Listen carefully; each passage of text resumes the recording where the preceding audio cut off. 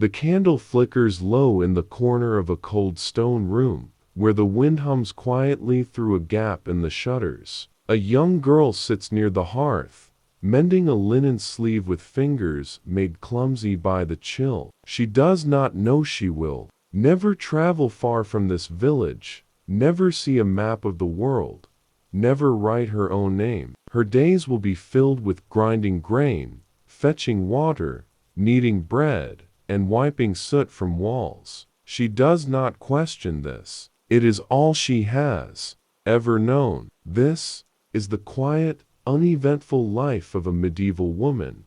She was born on a damp spring morning, just after the bells of matins had rung from the church on the hill. Her mother, Elfrida, was surrounded by other women sisters, neighbors, and the midwife who had delivered half the village's children. Her father was not present. That was neither expected nor desired. In those days, men waited outside, or worked in the fields, or drank ale to distract themselves, until the child's cries could be heard. When at last those cries did come, thin and weak but insistent, the midwife declared her a girl with no particular ceremony. The others wrapped her tightly in an old wool blanket and laid her on a wooden cradle filled with straw, near the fire to keep her warm. She was the third daughter in a household already crowded and poor. She would not be given a name until Sunday. That was the way of things. Baptism must come first. Until then, she was simply called the babe. When Sunday came, her mother carried her, tightly swaddled, to the small stone church, where the priest spoke Latin words no one understood and trickled cold water over her forehead. She was given the name Edelyn, after her mother's grandmother, and that was that. Her early years passed without notice or record. She cried. She was rocked. She was suckled and soothed and scolded when old enough to toddle barefoot into the hearth ash. There were no portraits, no written records, no family tree to chart her growth. Her milestones were marked by simple things: the first tooth, the first step, the first time she could follow her older sisters into the pasture without needing to be carried. She would never learn to read. No woman in her family had. There was no need. The village in which she lived was called Corfin, though maps did not show it, and travelers rarely visited. It was a small cluster of timber and wattle houses huddled around a church, a muddy lane, and a stream that sometimes flooded in spring. Most people never left. Their world was a few square miles of woods, fields, and paths. Edelyn's world would stretch only as far as her chores took her, perhaps to the edge of the forest for kindling, or to the fields at harvest time, or to the market in the next village on special occasions. That was all. Her days were measured by the sun and the sound of bells. The church bells rang for prime, terce, sext, and none, though few knew what those names meant. They simply knew when it was time to begin work, when to break for a crust of rye bread, when to return to the fields, and when to wash and sleep.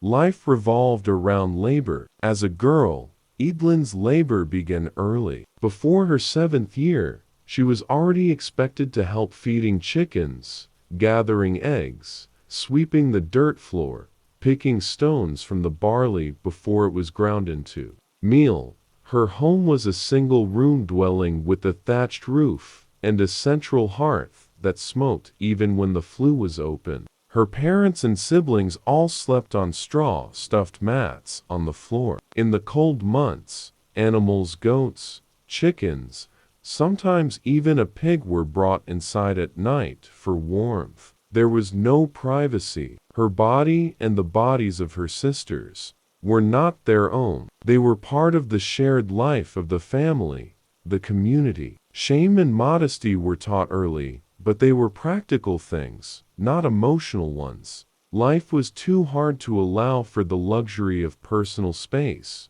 Seasons ruled everything. In spring, the days began earlier, and the ground grew soft. Evelyn helped her mother plant cabbage, leeks, and peas in the garden plot behind the house. In summer, she was sent to glean the fields, picking up stray heads of grain left behind after the men scythed them. In autumn, they threshed and stored, and in winter, they survived. That was the word for it, surviving. There was little else to do. The cold slowed everything. Water froze in the pails. Fingers cracked and bled. Meals were smaller. People grew quieter or sicker, or both. As Evelyn grew older, her tasks became heavier. She learned to spin wool with the drop spindle, kneel for hours over linen with needle and thread, and carry buckets of water from the stream without spilling them. She learned to listen without interrupting,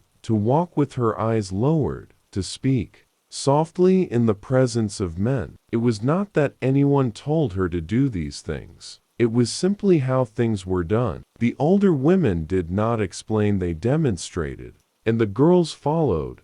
When she reached 12 years of age, Evelyn began to wear her hair covered in public, a sign that she was becoming a woman. There was no celebration, no ceremony, only a quiet shift in expectation. She was now considered old enough to be useful in a more serious way. Her mother watched her more closely. Her father mentioned her in conversations with other men, discussing land and dowries. Evelyn, though still a child in many ways, began to understand that her future was no longer entirely her own. She would not choose whom she married. She would not leave home for anything other than a husband's house. Still, life went on. Days passed, slow and uneventful. Her hands grew more skilled with every season. She could bake bread that did not burn, stitch seams that did not tear, and sing lullabies to her younger siblings while churning butter or shelling beans. She did not resent these tasks. There was no comparison to anything else,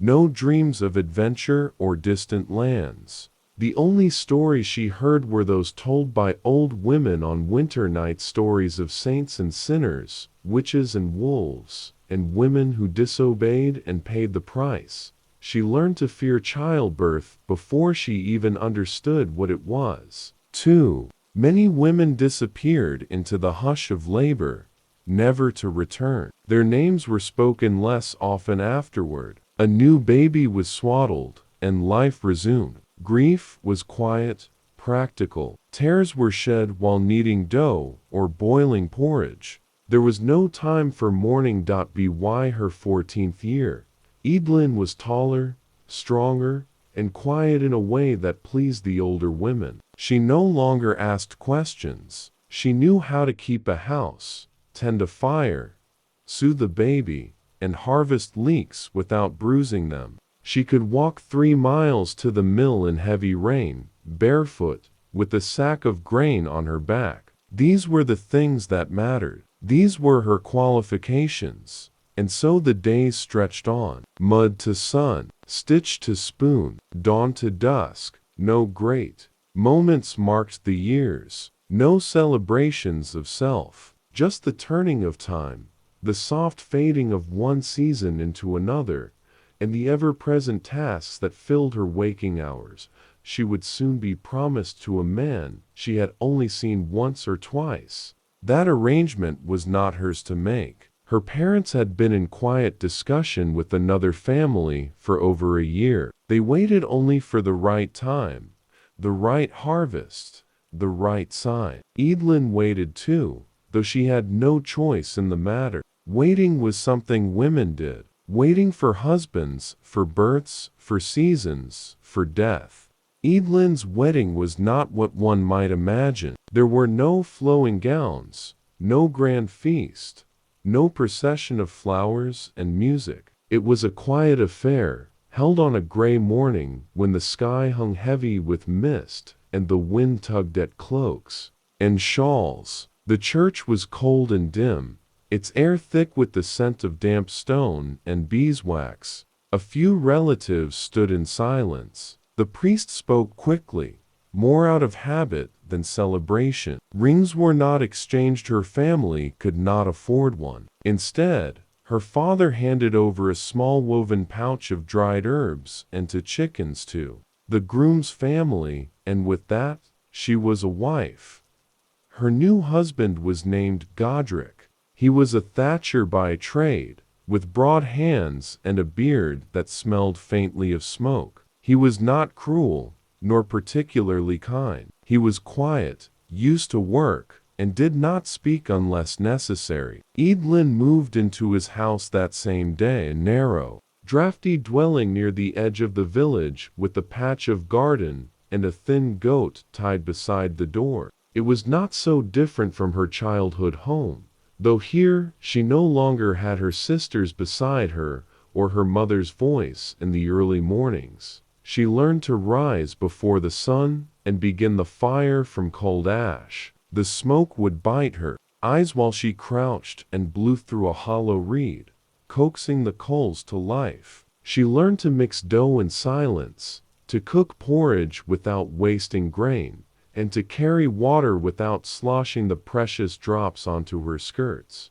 Her new life was not entirely new, it was simply a continuation of the old one, now in another house. Her husband worked long hours thatched on roofs, often away from home through the daylight hours, and she was left alone with the silence, the chores, and the quiet company of hens. Occasionally, neighbors would pass by, nodding or offering a simple greeting. She came to know the rhythm of the lane when the miller's boy would run past, when the shepherd led his flock through, when the tanner's wife would pause to trade news about weather and sore joints. But Eadlyn rarely lingered. There was always something to be done.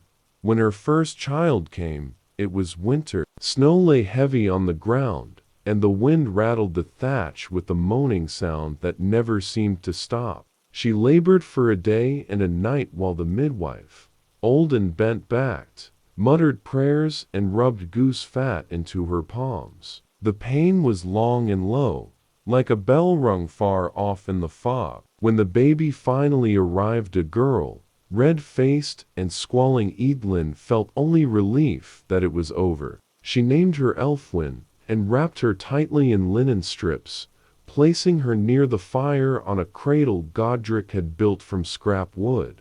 The days that followed were harder than the birth itself, feeding, rocking, waking every few hours, trying to keep the child warm and dry when her own hands were chapped and bleeding from the cold. There were no nurses or rest. The fire had to be stoked, the food prepared, the chores done, all while the baby fussed and whimpered. Sleep came in fragments. She grew hollow-eyed and thin, but she did not complain. None of the women did. To endure was expected. Godric said little about the child, except that he had hoped for a boy. That, too, was expected. The child grew. Another came, then another. 2 lived. 1 did not. Eadlyn buried that child in the churchyard with no marker, only a bundle of herbs tucked in the earth beside the tiny, cloth-wrapped body. She did not weep. She sat beside the fire that evening and mended her husband's tunic, her stitches small and neat. Years passed that way, quietly, steadily. Each day mirrored the one before. Morning brought fire and dough. Midday brought tending to children, preparing gruel, washing linens, checking on the goat or the chickens. Evening brought silence, interrupted only by coughing or the occasional voice drifting in from another cottage. Sometimes there was music from the church on feast days, or the sound of distant laughter during harvest. But most days were filled with the simple acts of staying alive. She aged slowly, without realizing it. Her hands grew rougher, her back stiffer, her eyes less sharp. Her daughters grew taller, began helping with the cooking, the weaving, the endless scrubbing. They, too, asked fewer questions as they grew. They learned early that the world did not care for their curiosity.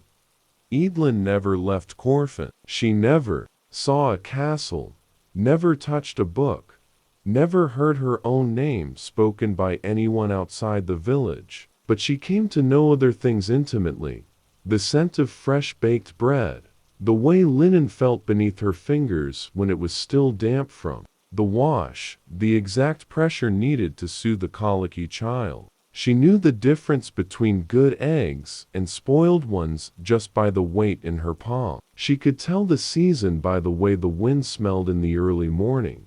There were moments, now and then, when she paused standing at the threshold of her home with a basket of leeks, or sitting beneath the bare branches in winter with a crying child on her lap, and wondered if her life had meaning. But the thought would pass. There was always something that needed to be done. Her daughters grew, were married, and left in their turn. One went to a village 2 miles away. The other stayed nearby. They came back to visit sometimes, carrying their own quiet children wrapped in cloth against the wind. Evelyn would greet them with the same warm hands, the same tired smile. She never spoke of sorrow or longing. There was no point in that.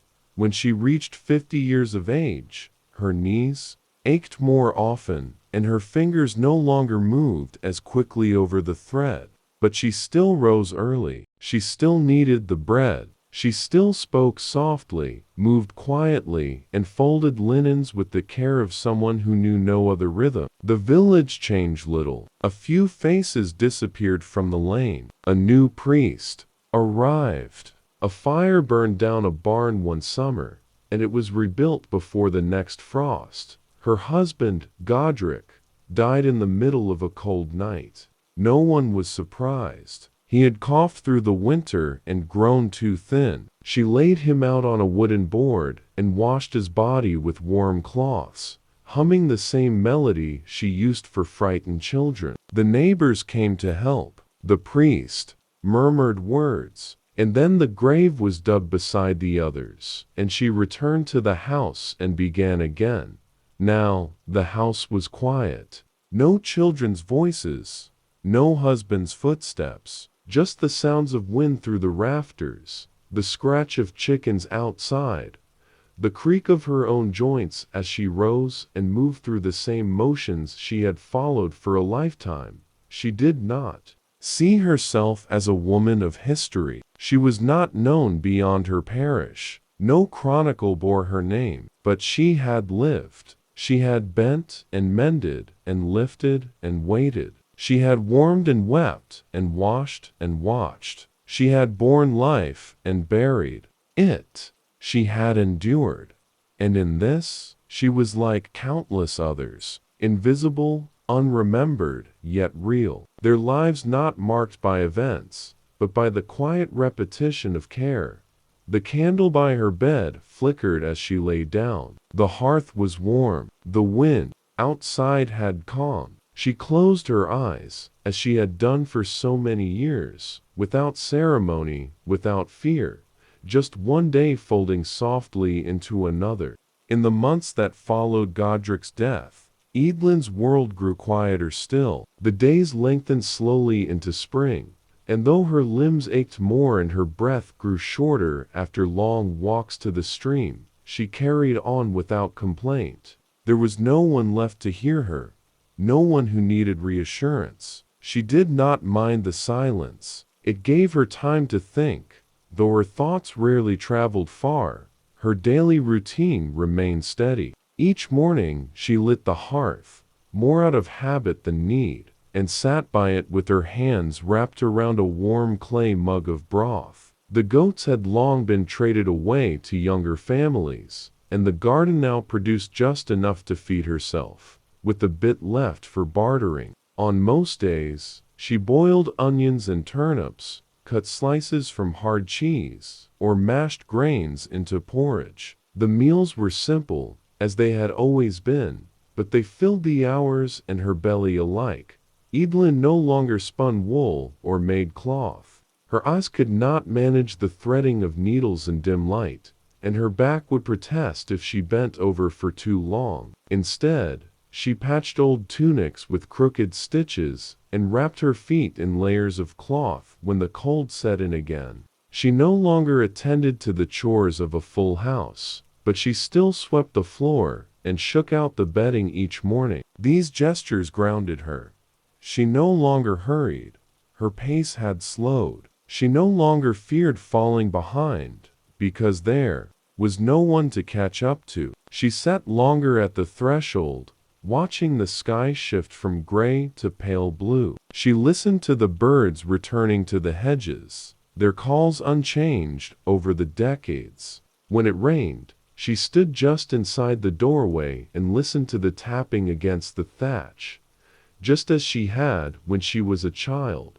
Sometimes, a neighbor would stop by, usually a girl she had known when she was still young, now grown and married. With her own tired hands and watchful eyes, they would exchange small bundles of dried herbs, bits of cheese, a few eggs. Sometimes they would talk about the weather, or the state of the roads, or who had fallen ill, but often they simply nodded and went on their way. Words were not always needed. On feast days, Evelyn would walk slowly to the church. She did not kneel as easily as before, and her voice trembled when she sang, but she still lit candles and murmured prayers in the old rhythm. The same carved figures watched over her as they had in her childhood: the Virgin, the saints, the stone angel with its worn features. The pews creaked under her weight. She did not always remember the names in the prayers, but she said them anyway. In the warmer months, she would walk to the riverbank, where reeds grew tall and the breeze softened. There she would sit, sometimes for an hour or more, her hands idle in her lap. She would watch the water drift slowly past, never rushing. It comforted her to know the river moved without purpose, only forward. Just as she had, the village children were kind to her. They called her Old Evelyn, though never in mockery. She offered them dried apples or the ends of loaves when they passed. She told them how to cure coughs with honey and thyme, or how to keep the chickens from pecking each other when bored. They would listen, wide-eyed, not out of fascination, but because her voice was soft and certain. In their eyes, she had always been old, and perhaps she always would be. Sometimes, her daughters would visit. They came with their husbands, or with babies strapped to their backs, or with baskets of bread they had baked. They would kiss her cheek, straighten the cloth on her table, and ask if she needed anything. Evelyn would smile, touch their hair, and say that she was fine. She was, in her own way. She had food. She had warmth. She had the rhythm of the day. They would not stay long. There was always something waiting at their homes. She understood. She had once hurried too. When night came, she moved slowly about the house, folding and tucking things into place, as though preparing for guests who never arrived. She would pause by the small window and look out into the darkness, the sky dotted with stars she could barely make out now. Then she would climb into her narrow bed and pull the wool blanket over her shoulders. The room would settle around her, creaking as it cooled, and she would drift off into sleep with no fear, no longing. She dreamed, sometimes, of small things, of her mother's hands lifting dough, or her sisters giggling behind the barn, or the sound of Godric's boots on the floor. In dreams, they were never far, always just in the other room. She did not think of her life as hard. It had been full in its own quiet way. There were no great joys, but no great tragedies either. Just the slow unfolding of seasons, one after the other, each carrying its own weight, each bearing her along with it. She had not fought against the tide. She had not tried to leave the village or change her fate. She had lived as she was meant to live, in accordance with the world as it was. Now, in her final years, there was no bitterness, only calm. She did not seek attention. She did not wonder what might have been. She had known the taste of warm bread, the sound of rain on a thatched roof, the feel of her children sleeping against her chest. She had lived through cold winters and green springs. She had known hunger, but also satiety, sorrow, but also peace. There was dignity in that. And so, each morning, she would rise once more, place her bare feet on the cool floor, and begin again, the same way she always had, with no rush, no need to impress, no fear of what came next, just the quiet life of a woman in the Middle Ages. As the seasons turned again, Evelyn found herself moving even more slowly than before. Her steps were shorter, her pauses longer. The path to the well, once a brief walk, now required rests along the way, but she did not mind. Everything could wait. The water would still be there. The hens would still cluck softly under the eaves. The sun would rise and set whether she hurried or not. She had begun to speak aloud to herself in recent months, not from loneliness, exactly, she had long grown used to silence, but from habit, perhaps, or the desire to hear a voice in the quiet. As she stirred the pot or folded a blanket, she would murmur a prayer, comment on the weather, or recall the name of someone long gone. Her own voice reassured her, grounding her in the stillness of her days. There were fewer visits now. The village children had grown, some already taking wives or working in nearby fields. The newer families knew her only as the quiet woman in the small cottage near the eastern lane. They nodded politely when they passed, offered a smile, but rarely stopped. That, too, was expected. Time moved on, and people filled it with their own concerns. Still, she remained part of the village's fabric. The priest would occasionally send a younger girl with a basket of bread, or a note asking if she needed anything. The note was never read. Evelyn could not, but the gesture was enough. On feast days, she still made her slow way to the church, leaning on a walking stick now, her breath visible in the early morning air. The stone walls of the church felt colder each year. The wooden benches were harder, but the hymns, when sung, echoed through the small space with the familiarity that wrapped around her like a shawl. She remembered sitting on those same benches as a girl, her feet not yet touching the floor, the light from the high window spilling across the altar in the same slanting angle it did now. One morning, as she sat beside the hearth coaxing a flame to life with brittle twigs and dry moss, she paused and stared into the embers. There was no reason for the pause. Nothing had startled her. She simply stopped, and for a long moment, did nothing but watch the soft glow of the fire as it deepened, and cooled and shifted in color. Her hands rested in her lap, still as folded cloth. In that stillness, a memory came unbidden, but clear. She saw her mother's hands again, kneading dough in the wooden bowl that once sat in this same room. She could almost smell the sour scent of fermenting rye and the faint dust of flour that settled on every surface. She remembered the way her mother would hum, low and steady, not a song exactly, but a rhythm. That rhythm had passed into Evelyn's hands, though she had never been taught directly. It had simply entered her through repetition, like so many things had. She rose slowly, stepped outside, and took a deep breath. The air smelled of early spring wet earth, thawing thatch, and the sharp edge of lingering frost. In the small patch of garden, the chive plants had begun to sprout, pale green shoots pushing through the dark soil. She crouched painfully and brushed dirt from one with her fingers. It bent slightly under her touch, but did not break. Inside, she took out the old wooden spoon with its cracked handle and began preparing broth from onions and a bit of dried root. The scent filled the house as it simmered. She ladled some into a shallow bowl and sat near the fire to eat. She chewed slowly, eyes half closed, letting the warmth fill her.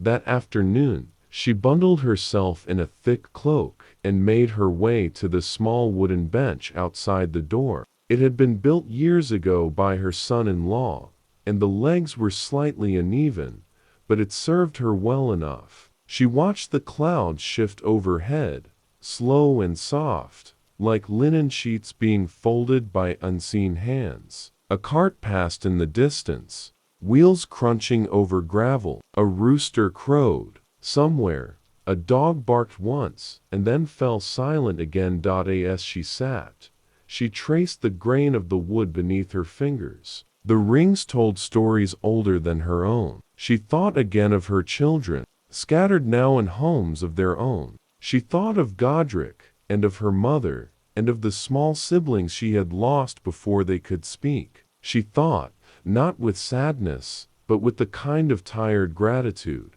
The days were growing longer, light returned sooner each morning, and the shadows no longer pressed so hard against the window panes in the evening. Evelyn knew that she might not see another winter, though she did not dwell on the thought. Life had been long enough. It had been hers. When the weather grew warmer, she would sit by the river again. For now, she was content to wait. She had grown good at waiting, and as the evening crept in, soft and blue, she lit the hearth once more, boiled a bit of barley, and tucked herself into bed. Her movements were slow, deliberate. Her eyes closed easily, as if they had waited all day to rest. The wind outside moved gently through the trees, brushing past the walls of her cottage like a lullaby. In the quiet, nothing needed to be said. The world continued, and she, wrapped in warmth, drifted away into the same silence she had known all her life. As the seasons shifted once more, a soft change came over the village of Corfin. The trees, once bare and brittle with the weight of winter, began to show the first faint blush of green. The long cold was giving way to the warmth of spring, and, with it, the earth began to hum again, though Evelyn took little note of it. She had lived through so many seasons, each one arriving with its own rhythm, its own tasks. She had come to understand them all: the slow thaw of early spring, the busy hum of summer, the cool harvest, and the quiet closing of winter. The air smelled different in the spring, fresher, lighter. There were wild flowers along the edge of the forest, small bursts of color amidst the green. But for Evelyn, the change in season only meant the same work as before. She rose early, lit the fire, and began preparing the same meal. The day would be filled with the same simple tasks: sweeping, fetching water, and sitting for a time by the hearth. When the work was done, she did not expect anything more. It was a quiet life, one she had learned to accept and even cherish.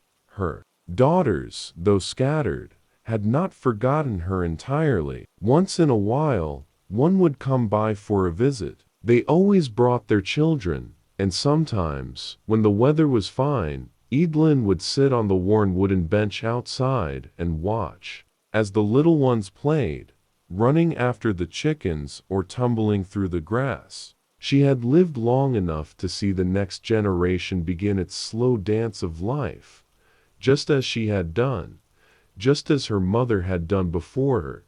Though she was no longer able to keep up with the faster pace of the young, Evelyn still found comfort in their visits. They did not stay long. No one had the time for lingering, but it was enough to fill her heart, if only for a while. When they left, she would sit on her bench for a time, listening to the quiet, watching the sun dip low behind the trees. She did not feel lonely. She had lived alone for so long that the solitude had become her companion, her constant. The years had softened her body, her hair had thinned, her skin roughened with time, and her eyes could no longer catch the small details they once had. But her heart, though weary, still beat strong. She was content, if contentment could be measured by simple acts, by the rhythmic rising of the sun and the steady ticking of time. One evening, as she sat alone by the hearth, the wind began to pick up. The shutters rattled against the stone walls of the cottage, and the fire flickered low in the hearth. Evelyn could hear the distant howling of wolves, far in the woods, a sound that had once filled her with fear. But now, as she sat with her feet resting on the cold floor, she felt only peace. The wolves, like the wind, were a part of the world she had known all her life. They were there, and they would always be there, and she had long ago learned to accept them as she had learned to accept everything else. She closed her eyes for a moment, just a moment, but in that brief span of time, memories flooded her, memories of the days long gone, of the life she had lived, of the people she had loved. They were not sharp, not vivid, but they were there, like shadows in the fading light. Her mother's voice, soft and steady as she hummed over the bread dough. Her father's deep, rumbling laugh. The sound of her sister's footsteps, light and quick, as they raced through the house, playing some game only they understood. And then, there was the soft murmur of Godric's voice, the warmth of his hand resting on her shoulder as they worked side by side. All of it felt so distant now, as if it belonged to another lifetime, but it was not painful. It was simply a reminder of what had been and what she had lived through. She had endured, she had loved, and now, in the final years, she found herself content with the quiet, with the simple routine of her days. As the fire slowly died down, Evelyn rose from her chair, her joints creaking in protest. She tucked the last bit of wood into the hearth and blew gently, coaxing the flame to flicker back to life. The light danced in the darkened room, casting long, soft shadows on the walls. She sat back down in her chair, a blanket pulled around her shoulders, and let the warmth from the fire seep into her bones. Outside, the wind howled again, but it no longer frightened her. She had come to understand the world in her own way. She had learned to be still, to wait, and to accept. There was no grand end in sight, no dramatic conclusion. Her life, like the seasons, had simply unfolded slowly, one day at a time. Evelyn closed her eyes once more, her breath steady and deep, as the fire crackled quietly beside her. She did not feel the need for anything more. Her days had been full, in their own quiet way, and that was enough. The wind outside would continue to blow, the seasons would continue to turn, and she would remain here, in her small house by the edge of the village, part of the rhythm of the world. It was enough. The days grew longer, and with them came the soft rustling of leaves in the breeze, and the lazy hum of bees drifting between flowering bushes. The villagers moved slowly now, warmed by the spring sun, but careful still, for the tasks of life never ceased. Evelyn's cottage remained unchanged, tucked behind a cluster of trees, its walls marked by time and moss and many seasons of wind and rain. She did not need much. She never had. Her movements had become slower now, her steps more cautious. She carried a cane, carved from an old branch by her son many years before, and it served her well. There was no rush. She would step outside in the early hours and sit on the small bench near the path, watching the sun rise over the tops of the trees. It was quiet then, only the birds and the soft rustling of grass. She liked it that way.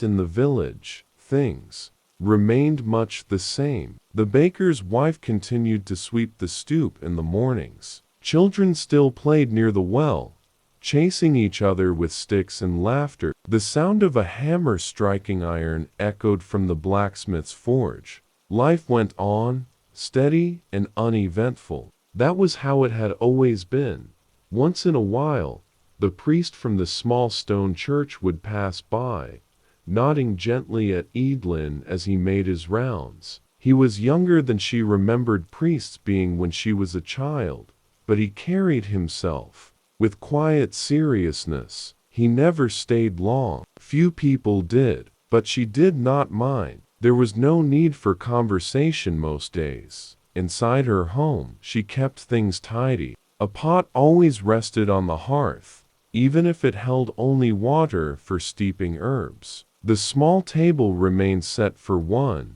its surface worn smooth from years of meals and mending. Her spinning wheel, though rarely used now, stood by the window, and the simple cross above the doorway watched over everything with silent patience. Sometimes, in the late afternoons, Evelyn would recall old tales, not grand stories, but simple memories. The time her sister had once dropped a pie and cried for an hour. The sound of her husband chopping wood just outside the window. The way her youngest daughter had always insisted on collecting wildflowers, even in the cold. These memories came, like drifting smoke, slow and without urgency. She didn't always remember all the details, and she didn't try to. It was enough to feel them, soft shapes from a past she no longer needed to hold tightly. Her hands ached more these days. The joints had stiffened, and it took effort to stir a pot or knead even the smallest bit of dough. She no longer mended clothes for others or took part in the summer gatherings. Her neighbors didn't expect her to. They brought bread or broth now and again,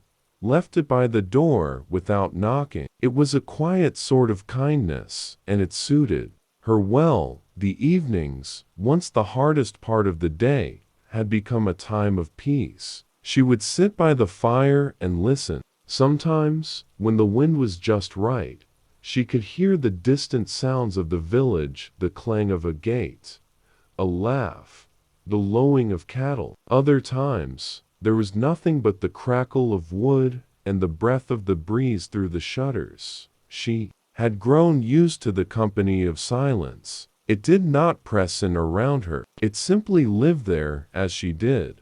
The stars returned with spring's clear skies. Evelyn often sat outside after the sun had gone, her blanket wrapped around her shoulders, her eyes turned upward. She did not know the names of the constellations, nor had she ever learned much of the heavens, but she liked the look of them, distant and unchanged. They reminded her of the passing of years, of how things moved slowly, quietly, with no need for fanfare. It had taken her many years to understand the comfort of slowness. When she was young, everything had seemed urgent. The fire needed tending, the children needed feeding, the fields needed work. There had been no time to sit, no time to pause. But now, with time having softened those sharp edges, she had learned to sit and simply be, to breathe slowly, to watch the way the smoke curled from the chimney,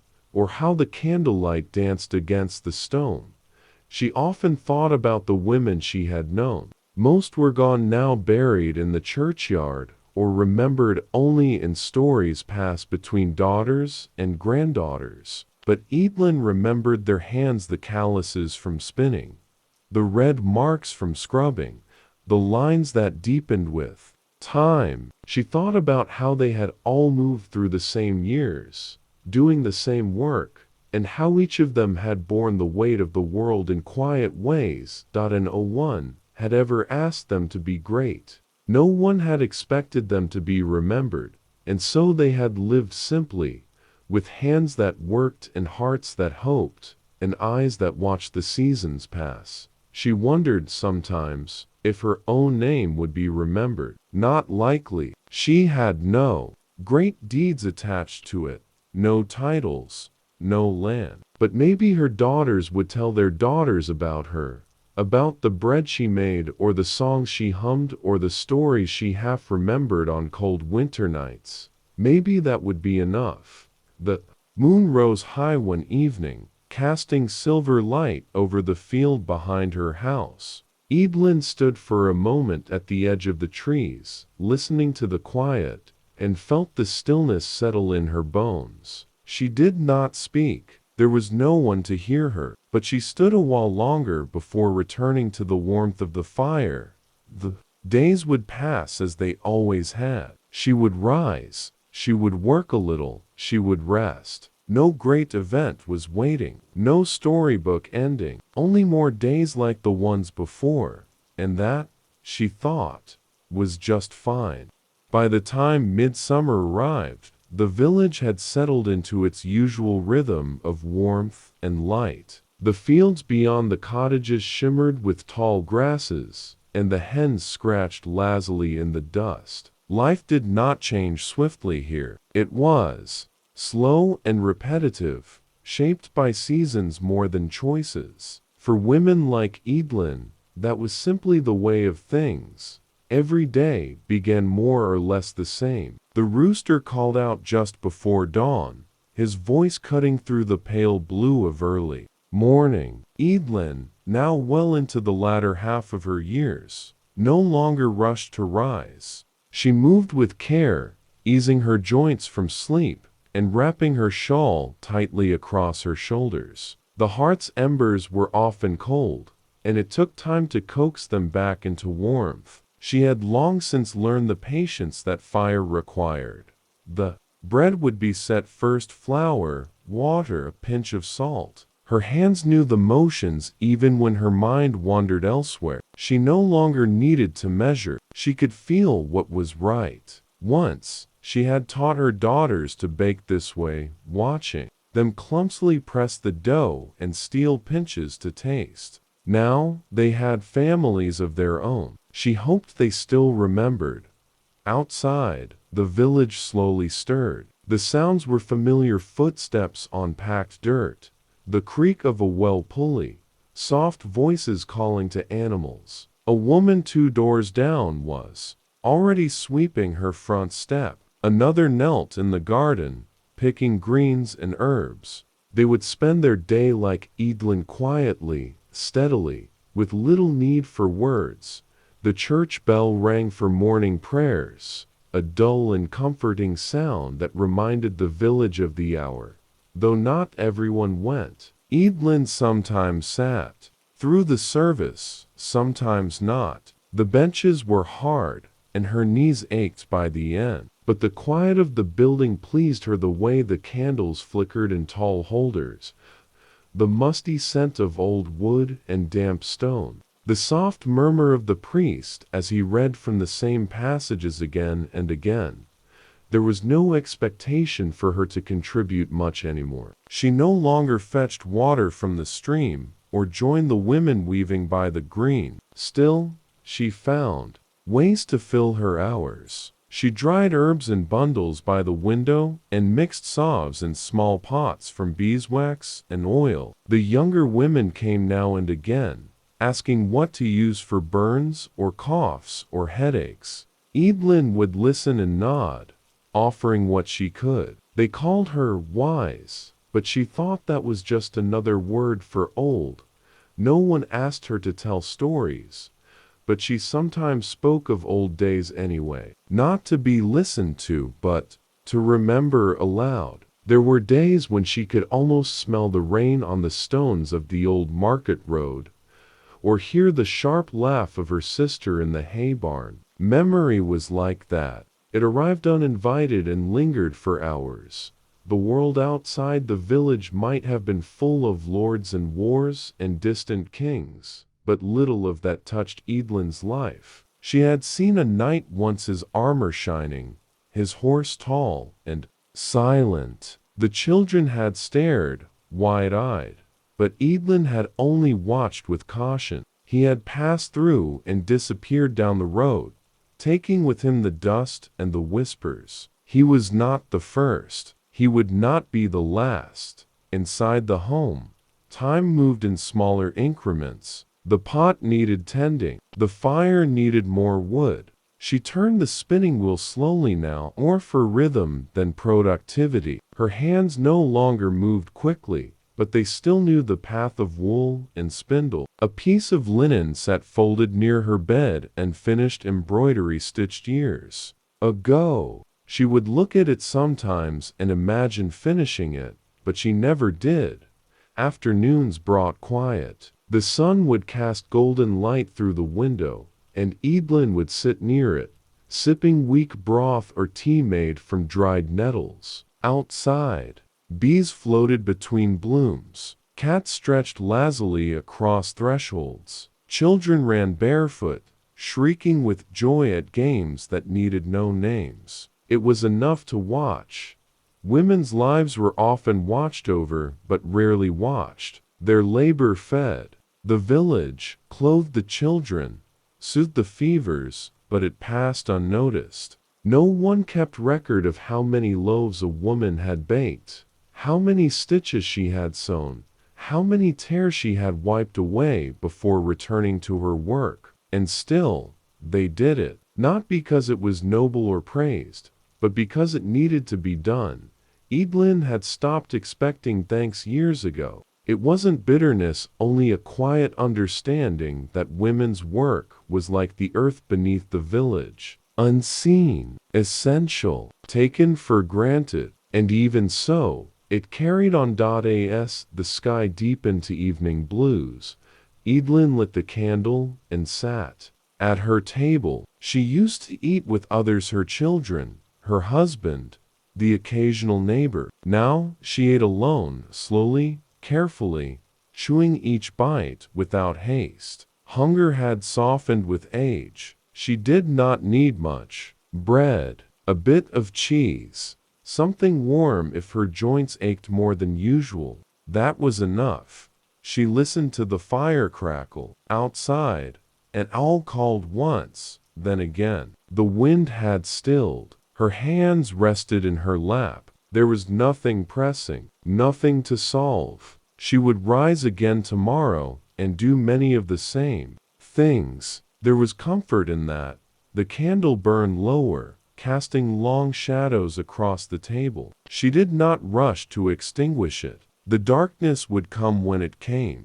The next morning, a light mist clung to the village paths, softening every edge and muting every sound. The trees dripped quietly. Chickens huddled beneath a lean-to, blinking as if uncertain of the new day. In the low thatched cottages, fires were rekindled, and kettles put on with little fanfare. The world had not changed, and that was precisely what the villagers expected. Among the many quiet rituals of medieval village life, few were as regular or as invisible as the maintenance of cleanliness. Despite modern assumptions, people of the Middle Ages did not revel in filth. Women in particular bore much of the responsibility for keeping homes, clothes, children, and even husbands as clean as circumstances allowed. The tools were simple: wooden tubs, ash soap, river water, coarse cloths. The effort, however, was constant. On this particular morning, the younger women had gathered near the stream with baskets of linens. The sky threatened more rain, but they pressed on, knowing that if they waited for ideal weather, they might wait forever. The stream water, always cold, rushed steadily over smooth stones, as cloths were dunked, scrubbed against flat rocks, and wrung out with twisting hands. There was little conversation. The work was loud in its own way, splashing, slapping, sloshing. But now and again, someone would murmur something about the yeast having failed to rise the night before, or about a child who had refused to sleep. Another might nod without looking up. This was not the time for gossip. It was simply a time for doing. Each woman had her method. Some folded and beat the cloth with sticks. Others rubbed with soap made from lye and animal fat. There were no detergents, no perfumes, no softeners, only water, effort, and time. And still, they managed. They always did. Once the washing was done, the cloths were carried uphill to dry on hedges, fences, or flat stones. The wind would do the rest. If rain came, the women would scramble to rescue what they could. If it did not, the linens would be crisp by afternoon. Either way, there was never a day when something didn't need washing again. Back in the village, other tasks continued without pause. Inside dark kitchens, women stirred pots thick with grains and roots, using wooden spoons, worn smooth by years of use. Meals were rarely elaborate. A pottage of barley, some leeks, an onion or two if available. Sometimes a scrap of salted meat, often not. Bread remained the centerpiece of every meal. Coarse, brown, often a little sour, but filling. Feeding a household required planning. A woman had to know how long the flour would last, how to stretch the last bit of dried herbs through winter, how to dry apples without losing their sweetness. There were no ledgers or lists. Everything was kept in the mind, passed down through watching and doing. Mistakes were remembered through hunger. In homes where men were absent off working in the fields or forests, women often performed dual roles. They fed the children, patched clothing, collected firewood, and mended thatch. If a roof leaked, it was the woman who climbed up, weaving new straw into old. If the livestock gate broke, she would lash it back together with whatever was at hand. There was no illusion of helplessness. Life did not allow it. Even childbirth, which hovered quietly behind so many women's lives, was treated as a fact rather than an event. No hospitals, no sterile halls, only a low bed, warm cloths, and the hands of other women. The midwife would be summoned when labor began, but much of the support came from neighbors and family. There were herbs for pain, whispered prayers, and sometimes nothing at all but waiting. Some births were smooth, others were not. When the baby came, if it cried, the women would smile quietly, already thinking ahead to feeding and swaddling. If it did not cry, the silence would hang heavy in the room. Still, the work continued. The mother needed tending. There were floors to clean and other children to feed. Grief was often postponed. Sometimes it never had the luxury of arriving.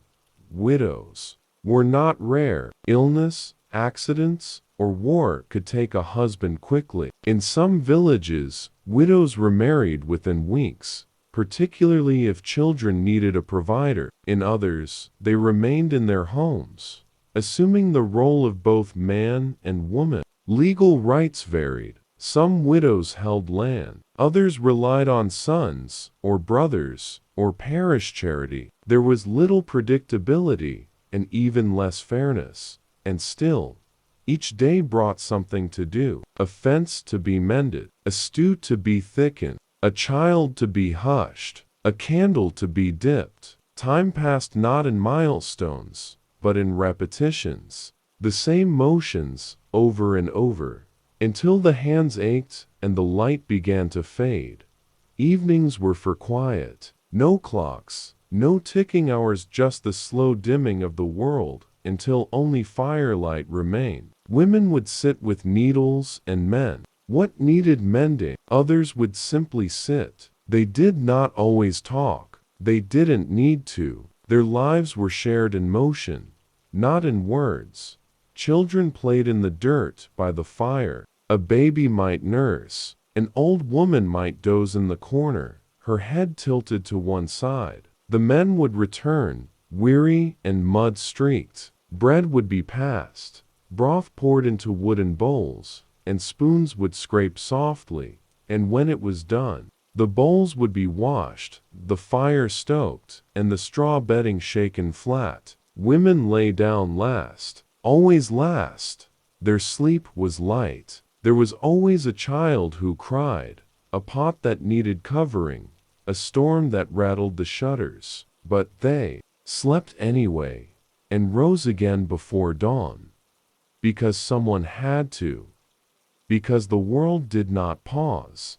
Because that was life. In the thick quiet before dawn, The village stirred once more, not from sudden noise, but from the slow rhythm of duty returning. The hearths were nudged back to life, and a soft light glowed against the stone and timber walls. In every cottage, it was the women who rose first, moving gently so as not to wake the youngest or oldest members of the household. The fire had to be coaxed from ashen to flame, and water had to be fetched before others opened their eyes. Outside, dew clung heavily to the earth, and fog hung low across the fields. A rooster called, far off and uncertain, as if questioning whether it was worth the effort. Cows shifted in their enclosures, restless for morning milking. Chickens fluttered down from perches, and from nearly every doorway came the familiar shape of a woman with a bucket, shawl, and intent expression. Milking was one of those tasks often assumed by women, especially in smaller households. Kneeling beside a familiar cow in the misty hush, there was a rhythm to the work that required patience and care. The warmth of the animal, the steady tug and spray of milk into the pail, the occasional swish of a tail, all of it marked the start of another day that would ask much and give little. After the milk was carried inside and strained, it could be used for butter, cheese, or simply mixed into porridge. Children were often stirred awake with the smell of hot mash and sweet milk. The food was not rich, but it was warm. In winter, that alone made it feel like fortune. Once the morning meal was finished and the kitchen cleared, many women turned to the long work of textile making. Spinning and weaving were not rare skills, they were expected knowledge, passed down early, practiced often. If a girl was old enough to sit still, she was old enough to spin. Wool came from the spring shearing, usually washed and dried by summer, then carded into soft tufts. Spindles were simple tools, smooth sticks weighted with clay or stone. A woman could walk with one, spin with one hand while minding a child, or sit with it in quiet focus during long evenings. Every strand of thread represented time, a truth that revealed itself most clearly when winter clothing was needed and only a few worn tunics remained. For some women, particularly those in more affluent or urban households, textile work became a profession. Spinners, dyers, weavers, they all played a role in local economies. But even in villages, clothing had to be made and mended constantly. No shirt lasted forever. No hose remained without holes. A mother might wear the same apron for 20 years, patches upon patches, the cloth growing thinner, but never discarded. Waste was not an option. Beneath this work ran an often unspoken reality. Women's labor was expected, assumed, and rarely credited. No record was kept of who wove the linen for the priest's vestments or who patched the Lord's servants' breeches. No names were etched into the hems of dresses worn to church, but the hands that made them were always female. And still, amid the tasks, there were small pleasures. A morning spent dyeing wool in a pot of onion skins or walnut husks might become a shared hour of laughter among neighbors. A child might tug on a sleeve and be lifted to a lap, where soft humming replaced words. Evenings might bring the chance to stitch a fine border onto a tunic, a bit of red thread where only brown was expected.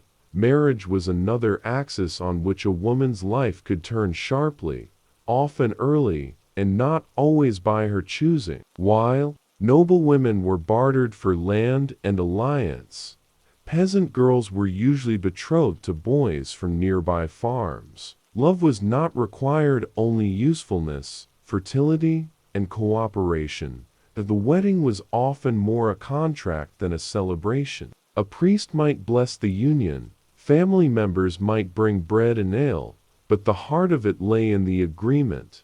This man, this woman, this land, this future. A dowry might be offered: linens, tools, perhaps a goat. sometimes nothing at all. But the labor of the bride.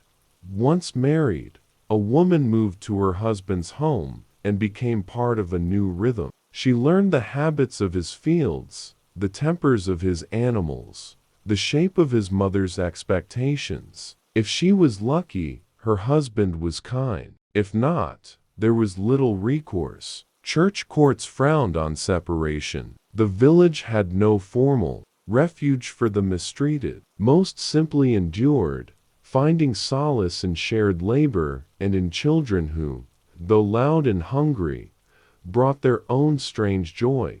Pregnancy was a constant possibility. Each missed bleeding brought a mix of hope and dread. The body was understood in a practical way. There were signs, patterns, and remedies passed from older women to younger. A brew of herbs could bring on a period. A certain root was said to ease the pains of childbirth. No one could say with certainty whether they worked, but still they were used, because hope was something no woman could afford to ignore.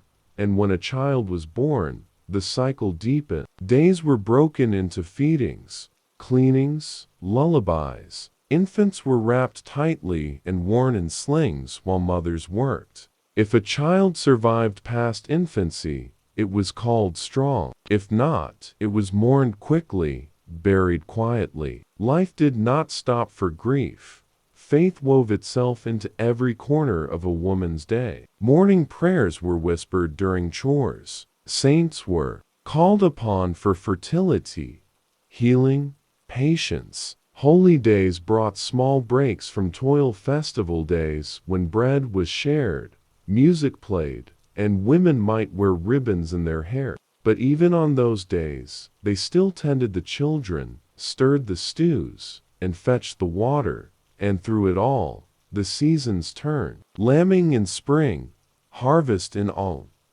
spinning in winter. Every year repeated itself, not as novelty, but as confirmation. The same work, the same prayers, the same quiet strength. Women were the keepers of rhythm. Without them, the world would forget how to continue.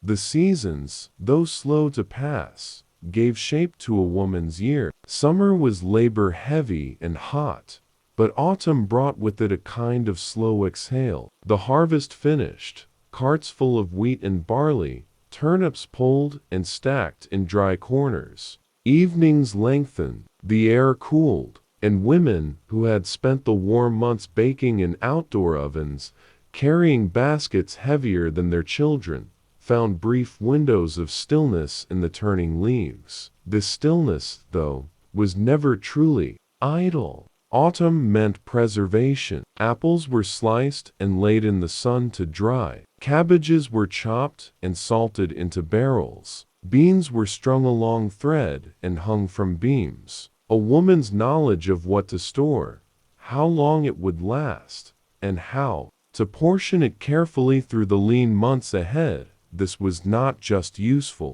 it was critical. To fail in this meant not discomfort, but hunger. Children grew quieter with the cold. Indoors more often, their small voices echoed in low-ceilinged homes while mothers spun wool, mended stockings, and shared low-voiced songs.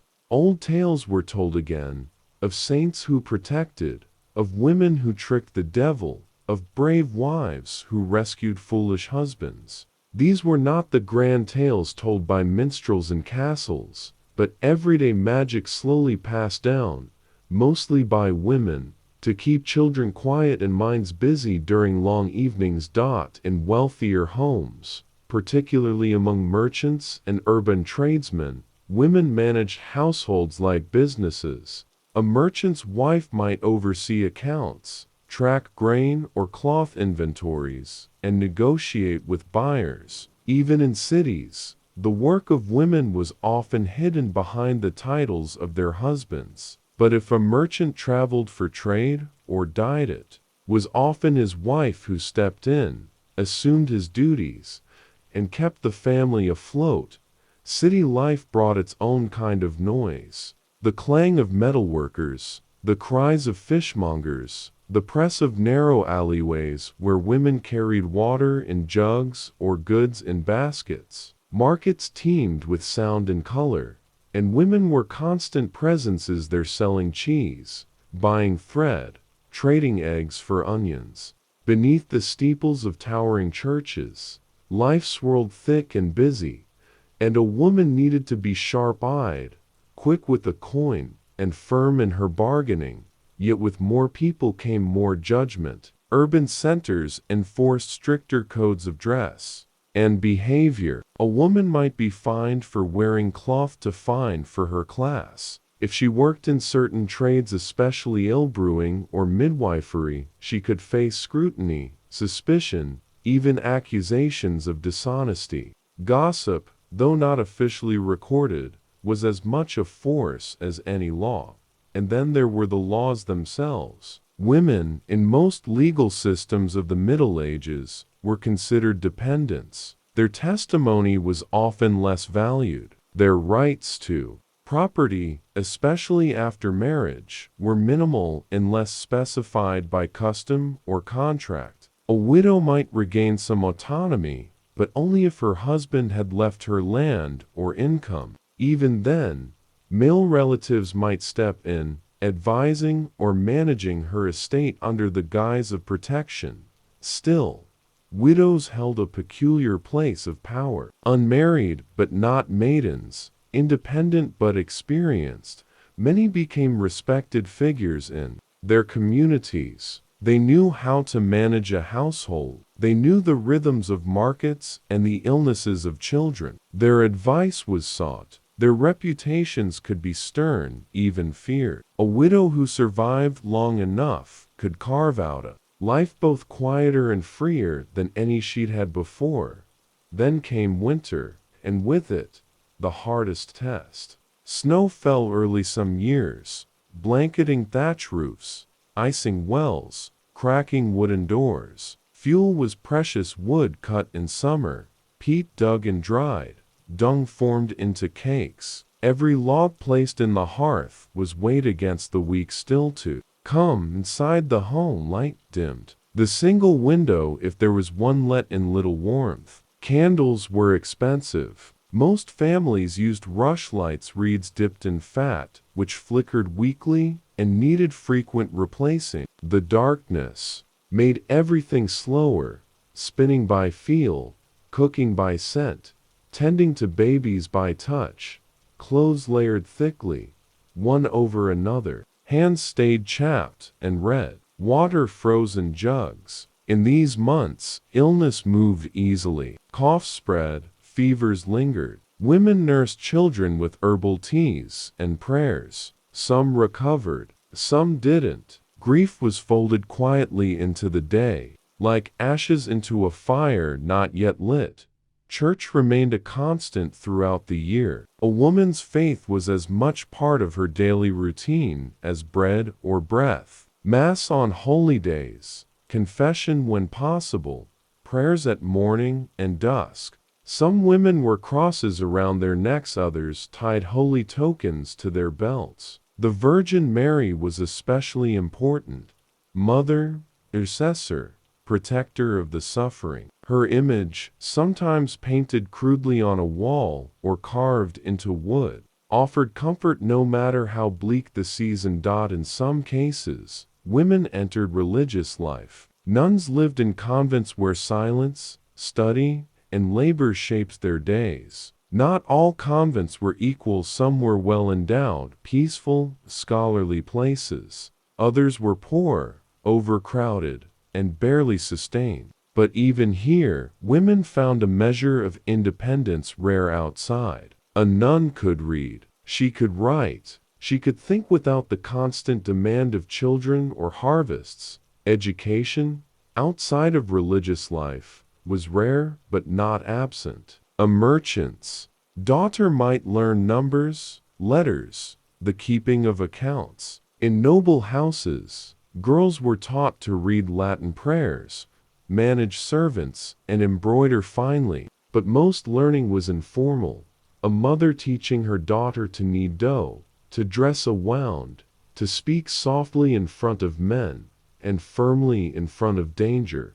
And beneath all this, in the marrow of daily life, was an unspoken resilience. A woman's strength was not shouted or praised. It was assumed, built into the expectations of birth. If she wept, she did so quickly, wiping tears with the edge of a sleeve before kneading another loaf, washing another child, lifting another pail of water. To be a woman in the Middle Ages was to be essential and invisible, revered in prayer and out, disregarded in record, central to survival, and yet rarely centered in story. But she was there, in every hearthfire, in every field, in every quiet lullaby hummed beneath a low ceiling, while snow fell silently outside. There was a certain rhythm to rural life that rarely shifted. A woman's days, even as she aged, fell into familiar patterns.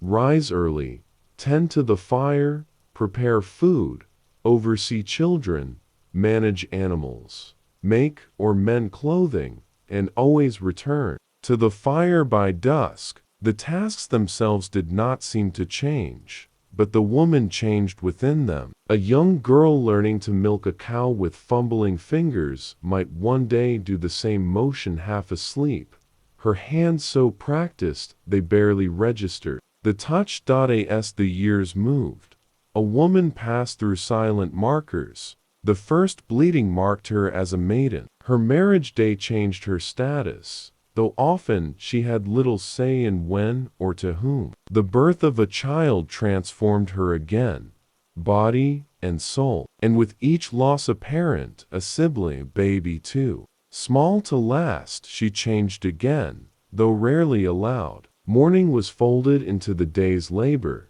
and life continued whether one was ready or not. Most women bore children often. Some lived through 10 or more pregnancies. Many did not. Childbirth was dangerous, and maternal mortality was a constant, looming shadow. A woman might pray for a safe delivery, offer bread at the church altar, or tie a ribbon around her wrist, a charm for protection. Still, no charms could undo a breech birth, or stop a fever that crept in after. And so women learned to live with that fear, to prepare quietly, to whisper instructions in case they didn't wake. The midwife, often another woman of the village, was a figure of both comfort and whispered awe. She knew herbs, she knew blood, she had seen life arrive and seen it slip away. Some feared her closeness to the mysterious line between birth and death. Others respected her more than any priest. She came with her basket of tools, linen rags, boiling water, dried roots, and stayed until the baby cried or the room fell to still. When babies survived, they were wrapped tightly and baptized quickly. A baby's soul, in the eyes of the church, needed cleansing as soon as possible. If the child appeared weak, a midwife might even perform an emergency baptism herself just in case the priest could not arrive in time. Better to save the soul, even if the body did not stay. After the birth, a woman was considered unclean for a time, often 40 days. Only after that could she be churched, a quiet ceremony of purification and re-entry into the community. It was a mixture of religious tradition and cultural expectation. In those 6 weeks, she was expected to rest, but rest, in truth, was rarely real. The baby cried. The older children needed food. The goat still kicked at the fence. Her body ached. Her sleep was brief. But she pressed forward. As children grew, girls were often near their mothers, watching, mimicking, practicing. A girl might be 6 or 7 and already tasked with keeping a younger sibling quiet, or gathering eggs, or chasing geese from the garden. By 10 or 12, she might be spinning thread, carrying buckets, or learning the family's bread recipe from memory. Her life, laid out ahead of her like a field, already tilled and waiting. Marriage, when it came, was rarely about love. Among peasants, practical matters dominated. Can the husband work the land? Does the family need another pair of hands? Among townspeople and merchants, considerations of inheritance, property, or trade alliances came into play. Among nobles, marriage was strategy, sealed by land and coin, sometimes long before a girl reached womanhood. A girl of 14 might be handed to a man twice her age. There was no ceremony of choice, just the moment when the world changed again. A wedding might involve a church service, or simply the exchange of tokens and a shared drink before witnesses. In some places, the act of marriage itself consummation was the binding contract. Afterward, a woman moved into her husband's home, took on his family's rhythms, and began the cycle anew, tending, birthing, nursing, enduring. But not all women followed this path. Some, whether by choice or circumstance, remained unmarried. These women often worked in households, helping with children or animals. Others became part of religious orders, living as nuns or lay sisters. And a few became known for their skill in healing or brewing, their sharp minds respected or feared by others. An unmarried woman over 30 might be seen as odd, perhaps even suspicious, but she could also be free in ways married women were not. No husband to answer to, no children to lose. Older women held knowledge, whether grandmother or spinster. They were the keepers of local lore. They knew which plants eased cramps, which teas brought sleep, which prayers to murmur when a child had the fever. They also carried the unspoken truths of a village, whose marriage was troubled, whose child did not look like his father, which man drank too much or too often raised a hand. They said little, but they saw everything. Women held power not through position, but through presence. The alewife, who brewed and sold her beer, saw all who came and went. The clothmaker's wife, who handled trade and coin, knew the value of silence. The midwife, of course, carried secrets in her calloused hands. None of them wore crowns, but in their small circles, they shaped lives. And yet, despite their importance, most women's names did not survive. Parish records listed fathers and husbands. Legal papers bore the names of men. The deeds, the chronicles, the poems all told stories of lords, knights, monks. But behind them, always, were women, cooking, healing, grieving, bearing, burying, and beginning again. Their hands planted fields and washed the dead. Their arms cradled generations. Their voices sang lullabies that no bard recorded. And through centuries they endured, often unseen. The cold seasons made their work harder, but never paused it. Even in snow, even in grief, even in silence, the women of the Middle Ages carried history forward quietly, steadily, as they had always done. Life in the medieval village ebbed and flowed in a predictable cycle, tied to the land and the seasons. But within that rhythm, women bore the weight of countless invisible labors. Beyond the fields and the hearth, they managed the threads that held community life together, often quietly and without fanfare. They were caretakers not only of children and homes, but of traditions, customs, and knowledge passed down by word and example. One such tradition was that of herbal knowledge, passed from mother to daughter in whispers over boiling pots and shaded gardens. In a world with little access to formal medical care, women turned to nature's pharmacy. Elderflowers for fevers, comfrey for wounds, nettles for blood, and mugwort for difficult births. They learned the subtle differences in leaves, the best time to harvest roots, and how to brew a tincture strong enough to ease pain, but gentle enough not to harm. This knowledge, deeply practical and often life-saving, existed in a fragile space. For centuries, it was respected and relied upon. But as church doctrine hardened and superstitions deepened, some women, especially those skilled in healing, became targets of suspicion. What was once seen as wisdom might, under different eyes, look like sorcery. A woman who knew too much, who lived alone, who had few allies, could be accused of practicing dark arts, especially if her treatments failed or if someone died despite her best efforts.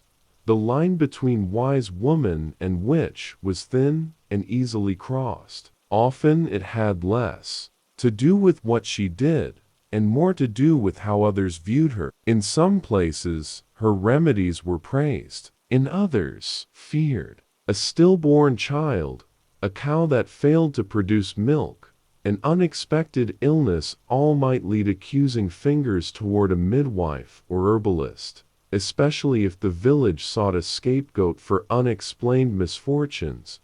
But most women lived in the spaces between such extremes. Their knowledge served their families quietly. A mother might treat her children with a poultice made of mashed garlic and lard. A wife might brew a bitter tea from dried bark for her husband's cough. It was not mystical, just necessary, born of generations of trial and memory. Religion, too, wove tightly through every corner of a woman's life. The church calendar shaped the year: Advent, Lent, feast days, saints' days, and each marked changes not just in prayer, but in food, labor, and mood. A woman might fast during Lent, prepare special breads at Easter, light candles for saints, and teach her children simple prayers. Her piety was not always theological. It was practical, devotional, embedded in habit.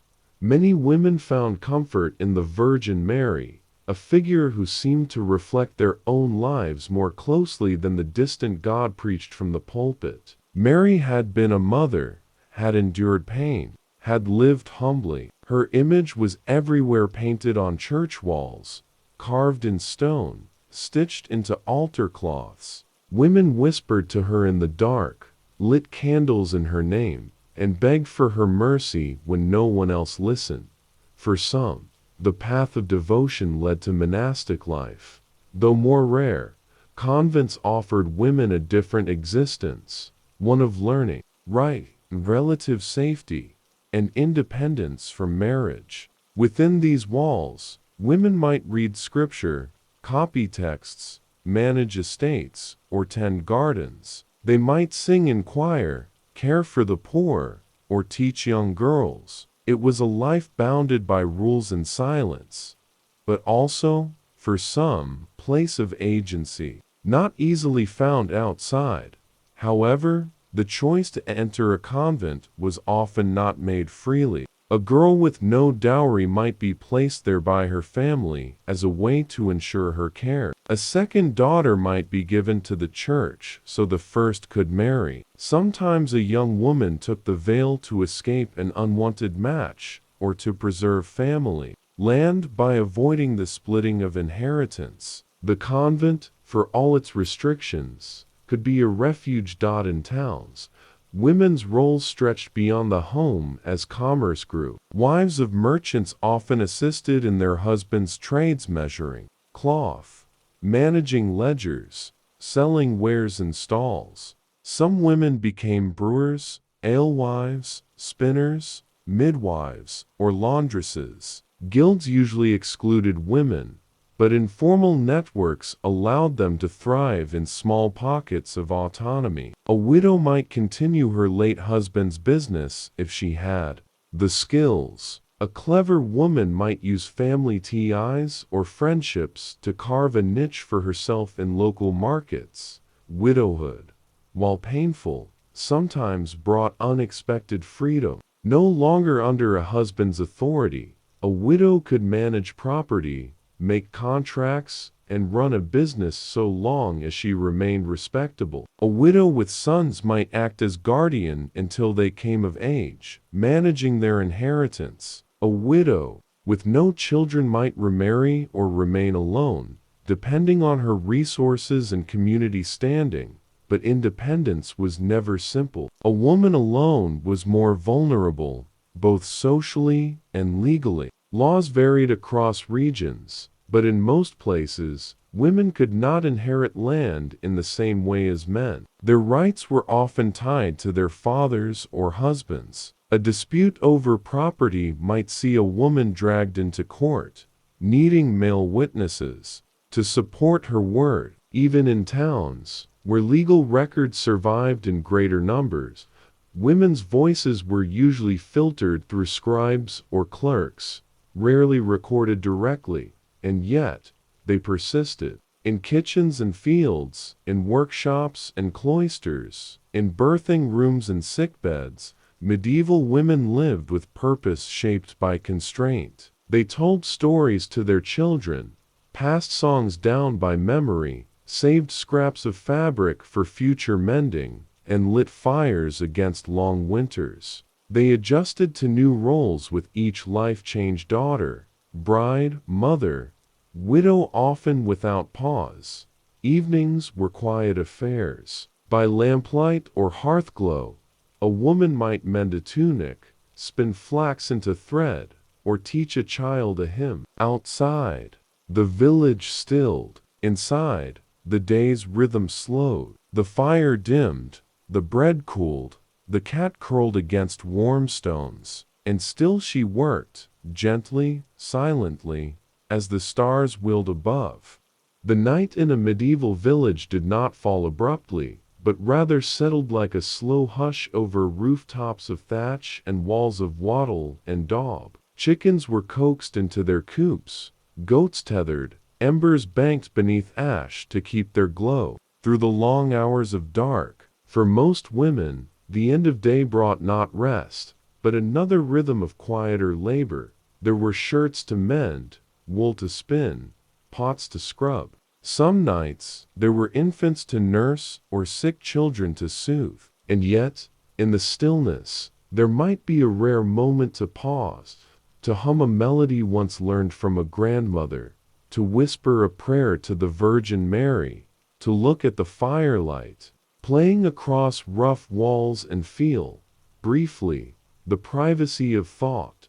For women who served in noble households, nighttime was not necessarily a retreat. In castles and manor homes, service went on in shadows. A lady's maid might assist her mistress with undressing and arranging hair for sleep. She might fetch warmed wine, lay out the next day's gown, or bring a candle from the great hall. These women, some freeborn, some servants from birth, moved quietly behind the grandeur of tapestries and carved screens.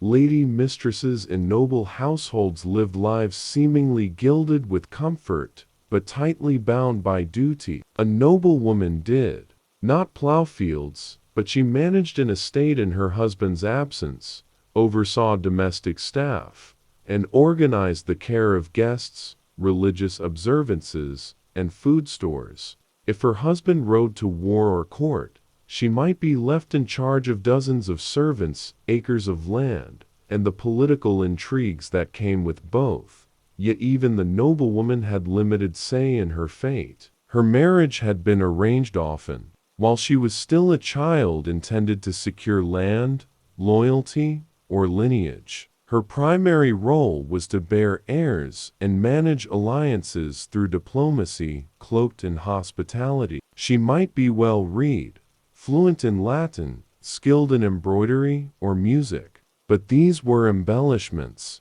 Her value was in her bloodline and her womb.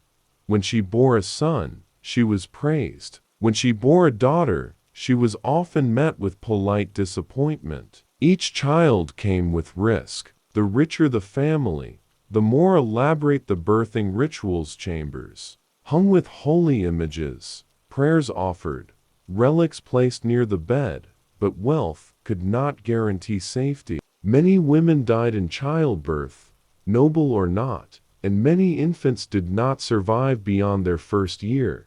Death was a familiar presence in a medieval woman's life, not cloaked in silence as it might be today, but seen in cradles, fields, and fevered beds. A woman might lose a child, then rise the next morning to prepare bread for the others. She might wash her neighbor's corpse with gentle hands, then stir broth for her husband's return from the field. Grief did not pause the daily labors. Community offered some solace. In villages and towns, women gathered at wells and markets, exchanging not just goods, but stories. They shared news, remedies, gossip. They sang while grinding grain or baking. These small social rituals, laughing over a crooked loaf, or passing a spindle hand to hand, helped bind women to one another in webs of support that were vital in a world where formal power was held by men.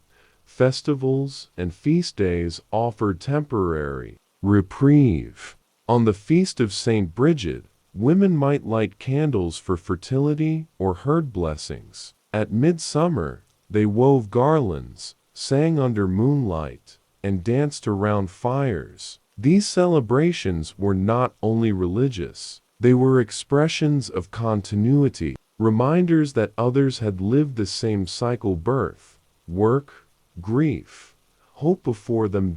In some areas, certain trades became predominantly female. In cities, women were commonly employed as laundresses, spinners, alewives, seamstresses, or hucksters. Some sold baked goods.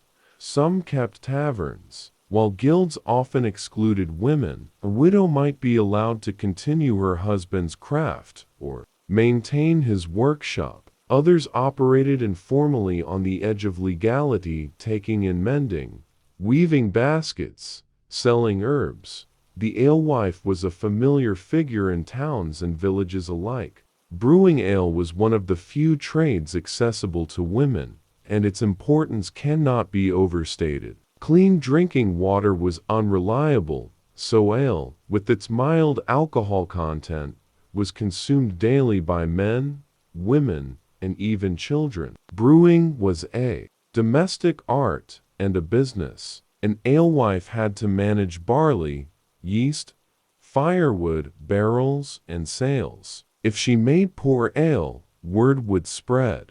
If she sold it watered down or overcharged, she risked punishment.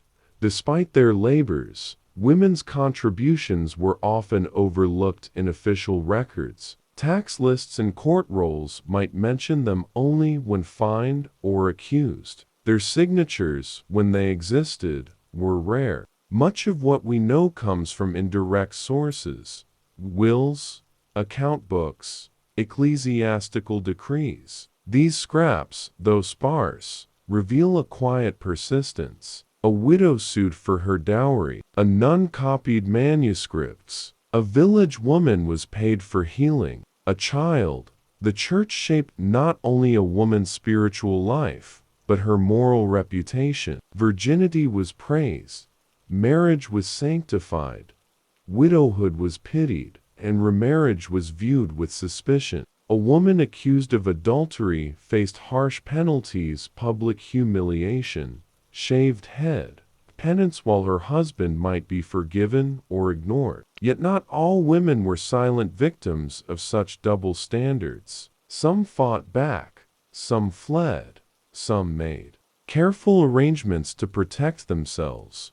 Women in medieval Europe were not one thing. They were rich and poor, pious and skeptical, obedient and defiant. They were peasants, queens, abbesses, servants, midwives, and merchants. Their lives were shaped by the constraints of law, church, and custom, but also by the choices they made within those boundaries. They endured long days, bore heavy burdens, and carved meaning from the limited freedoms they had. As the night deepened, a woman might sit beside a cradle, listening to the wind in the thatch. Outside, A dog barked once, then fell silent. The fire crackled low. In the stillness, she might remember her mother's voice, or think of her daughter sleeping nearby. And in that quiet moment, she was not a figure from history, but simply human, tired,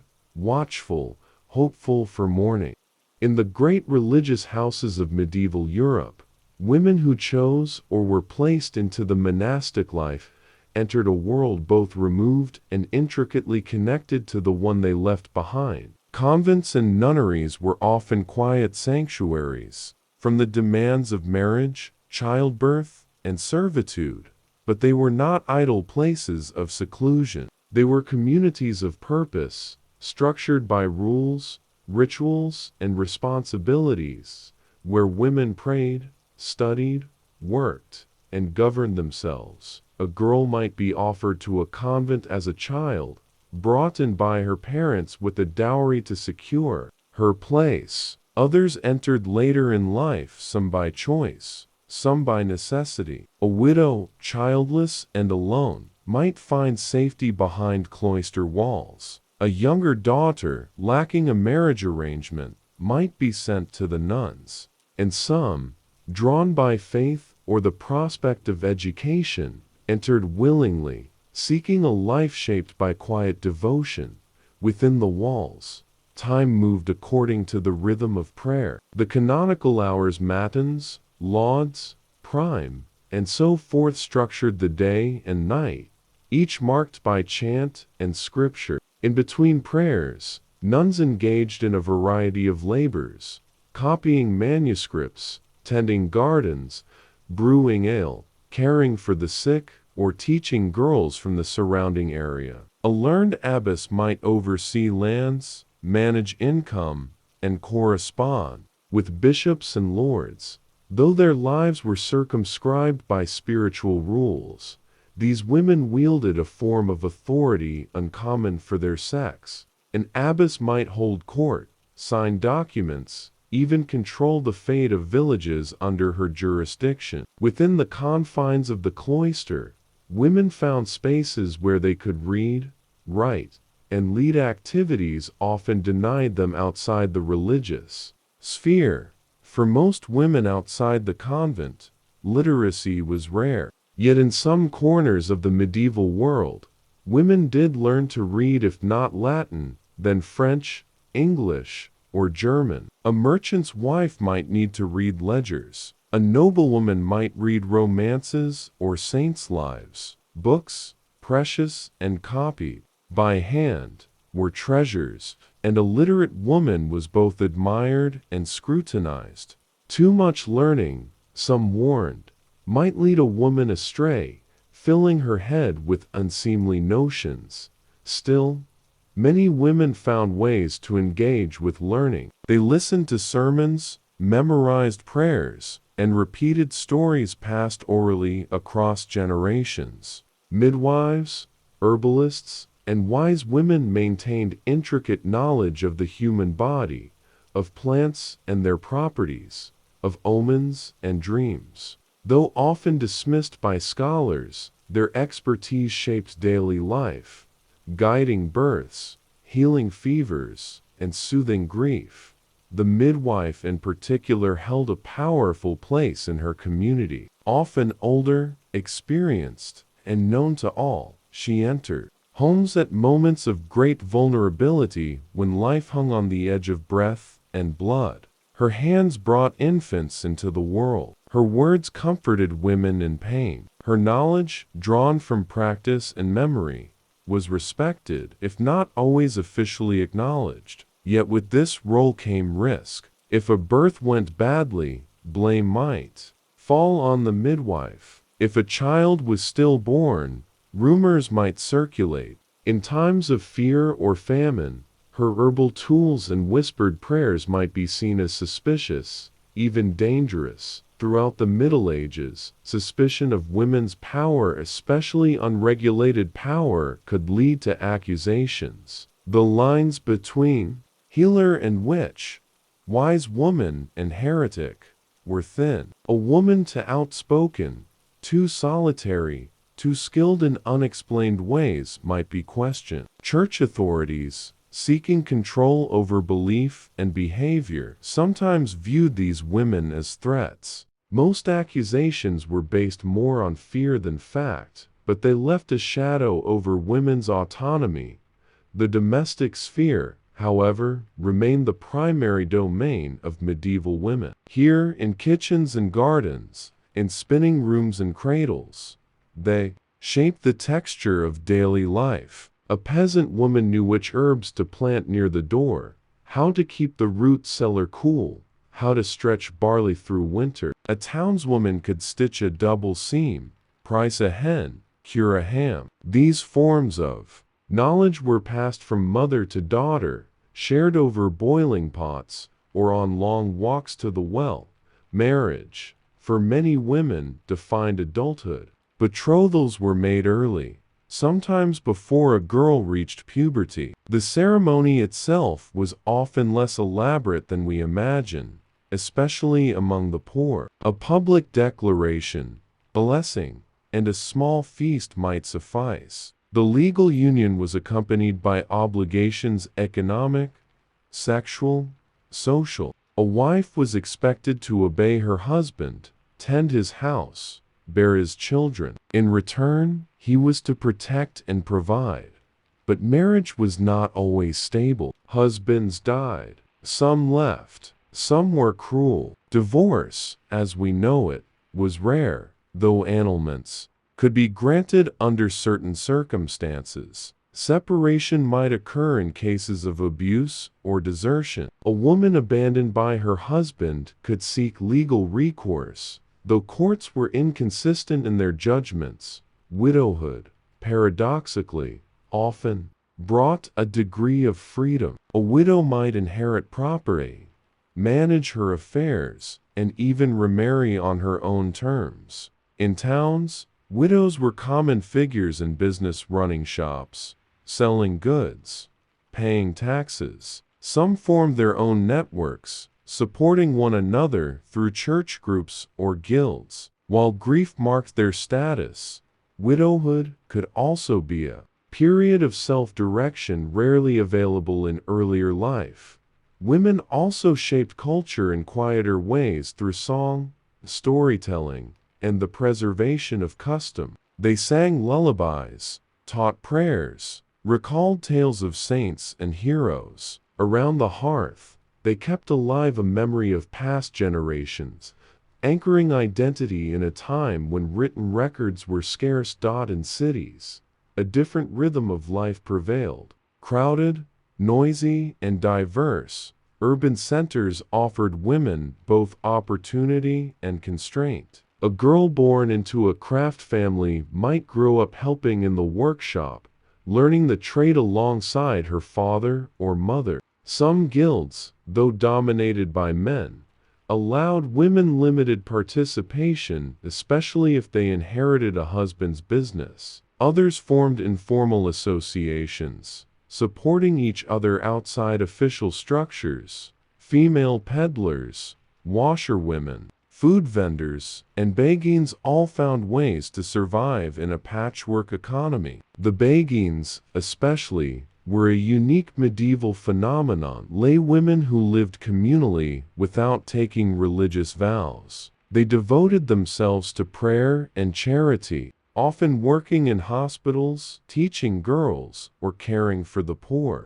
Though admired for their piety, their independence drew suspicion. Some were accused of heresy, others were forced to disband.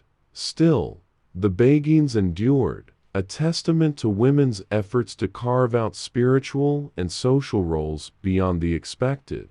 And so, in convent and cottage, city and field, women of the Middle Ages lived lives shaped by necessity and tradition, yet rich in complexity. Their days were long, their burdens heavy, but they were not passive shadows in the pages of history. They adapted, resisted, and endured.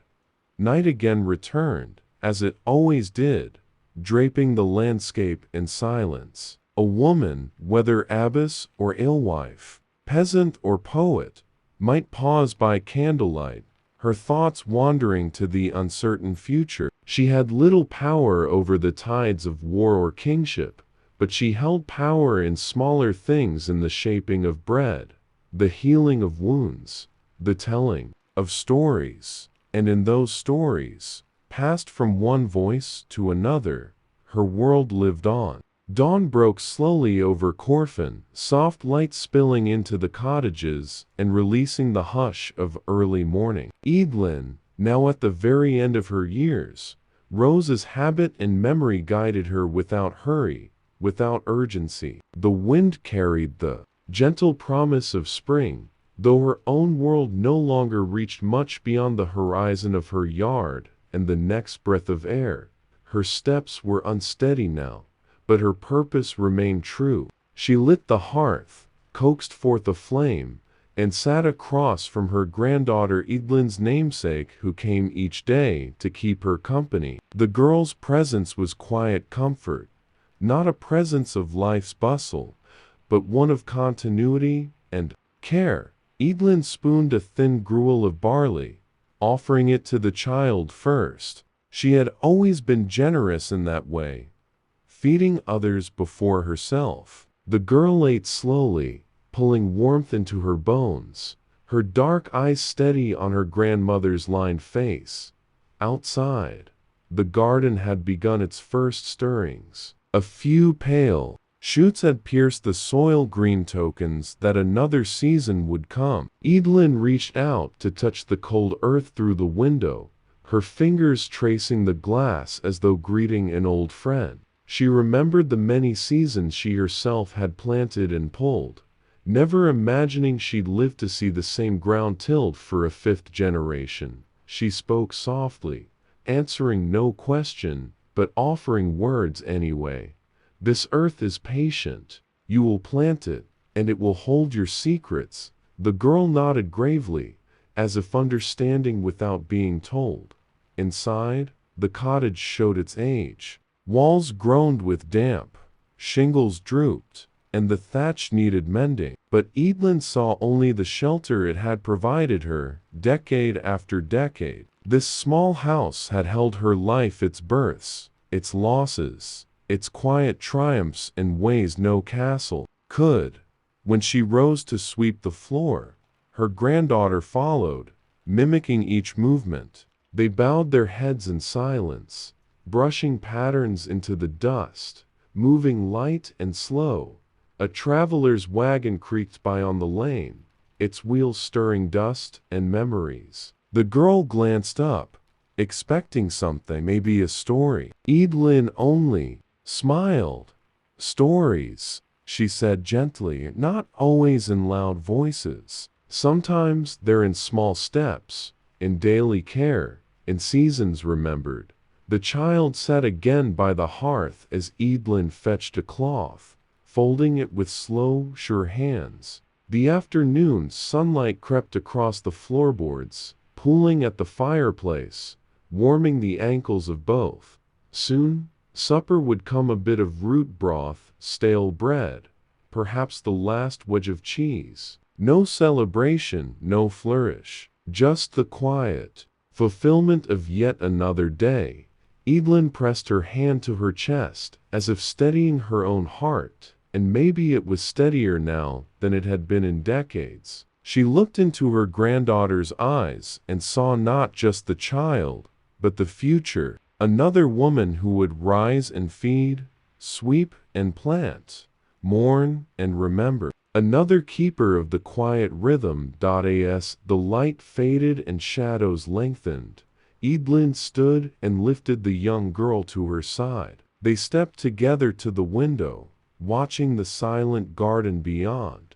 The world would continue, and she, now nearly at its close, had done what she needed to do.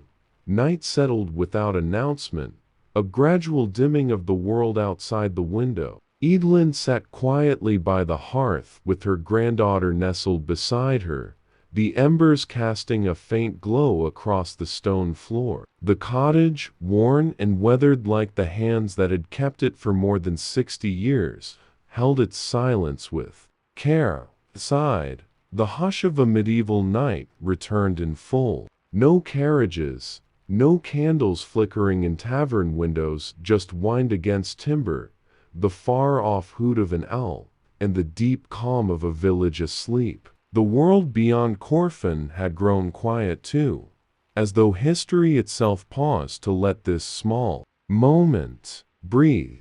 Evelyn held a scrap of cloth in her hand, mending a tear that had been there for weeks. The work no longer mattered, and perhaps hadn't for some time, but her fingers still found the rhythm. She stitched because she always had, not because she must. The habit was the thing more than the result.